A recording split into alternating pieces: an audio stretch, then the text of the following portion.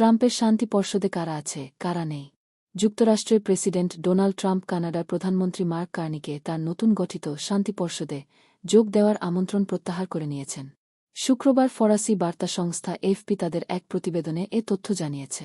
খবরে বলা হয়, স্থানীয় সময় বৃহস্পতিবার ট্রাম্প তার ট্রুথ সোশ্যালে এক পোস্টে বলেন, এই চিঠির মাধ্যমে জানানো হচ্ছে, কানাডার যোগদান সংক্রান্ত আপনাকে পাঠানো শান্তি পর্ষদের আমন্ত্রণ প্রত্যাহার করা হল।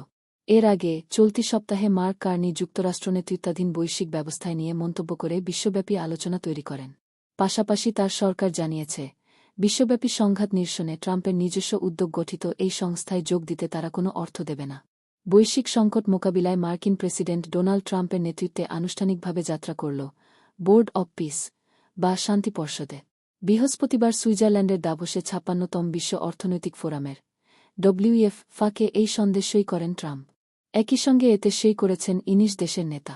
সংস্থাটির চেয়ারম্যান হিসেবে দায়িত্ব নিয়েছেন ট্রাম্প নিজেই। শান্তি পর্ষদে যোগ দিয়েছে যেসব দেশ। উদ্বোধনী অনুষ্ঠানে সন্দেশের মঞ্চে ট্রাম্পের সঙ্গে উপস্থিত ছিলেন ১৯ দেশের প্রতিনিধি। এর মধ্যে রয়েছেন ট্রাম্পের দুই ঘনিষ্ঠ মিত্র, হাঙ্গেরির প্রধানমন্ত্রী ভিক্টর অরবান ও আর্জেন্টিনার প্রেসিডেন্ট হাভিয়ের মিলে। তুরস্ক, মিসর, সৌদি আরব ও কাতার সহ মধ্যপ্রাচ্যের কয়েকটি আঞ্চলিক শক্তি এবং ইন্দোনেশিয়ার মতো উদীয়মান অর্থনীতির দেশও যোগ দিয়েছে এ পর্ষদে। এ নিয়ে ট্রাম্প মজা করে বলেন, তাদের বেশিরভাগই খুব জনপ্রিয় নেতা, কেউ কেউ আবার ততটা জনপ্রিয় নন। জীবন এমনই।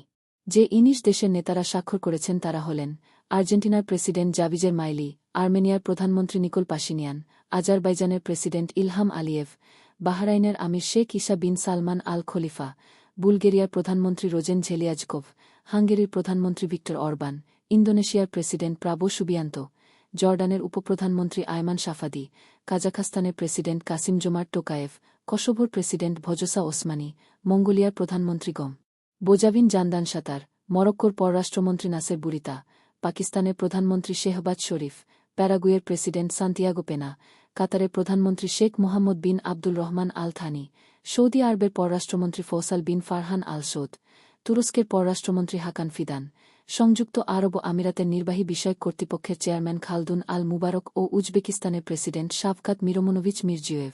শান্তি পর্ষদের মোট সদস্য সংখ্যা কত হবে তা এখনও স্পষ্ট নয়। তবে ট্রাম্পের মতে ৫০টি দেশ এই পর্ষদে যোগ দিতে পারে। বার্তা সংস্থা রয়টার্সের প্রতিবেদনে বলা হয়, এ পর্যন্ত আরও ৩৫টি দেশ এই পর্ষদে যোগ দেওয়ার প্রতিশ্রুতি দিয়েছে। অনেকে যোগ দেওয়ার কথা বললেও উদ্বোধনী অনুষ্ঠানে তাদের দেখা যায়নি। এর মধ্যে ইসরায়েলের প্রধানমন্ত্রী বেনিয়ামিন নেতানিয়াহুকে অনুষ্ঠানে দেখা যায়নি। মিশর জানায়, president Abdel Fattah al CC আমন্ত্রণ গ্রহণ করেছেন, তবে তিনি অনুষ্ঠানে উপস্থিত ছিলেন না। ট্রাম্প বলেন, রুশ প্রেসিডেন্ট পুতিন পর্ষদে যোগ দিতে সম্মত হয়েছেন।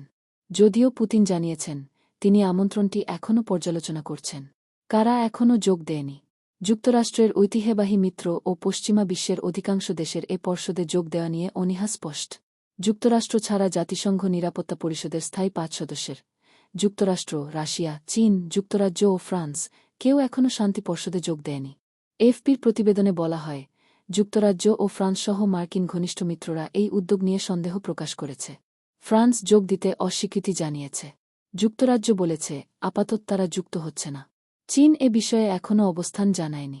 রুশ প্রেসিডেন্ট পুতিন আমন্ত্রণ পর্যালোচনা করছেন উল্লেখ করে বলেন, ফিলিস্তিনি জনগণকে সহায়তার জন্য যুক্তরাষ্ট্রের জব্দ থাকা রুশ সম্পদ থেকে $১০০ কোটি দেওয়ার বিষয়টি বিবেচনা করা যেতে পারে। ইউক্রেনের প্রেসিডেন্ট ভলোদিমির জেলেন্সকি বলেছেন, পুতিনের সঙ্গে একসঙ্গে কাজ করার বিষয়টি তিনি কল্পনাও করতে পারেন না। গাজা শান্তি পরিকল্পনার অংশ হিসেবে ইতোমধ্যে জাতিসংঘের নিরাপত্তা পরিষদের অনুমোদন পেয়েছে বোর্ড অব পিস। তবে সংস্থাটির মুখপাত্র রোলান্ডো গোমেজ স্পষ্ট বার্তা দিয়েছেন, কেবলমাত্র ওই প্রেক্ষাপটেই পর্ষদের সঙ্গে জাতিসংঘের সম্পৃক্ততা সীমাবদ্ধ থাকবে।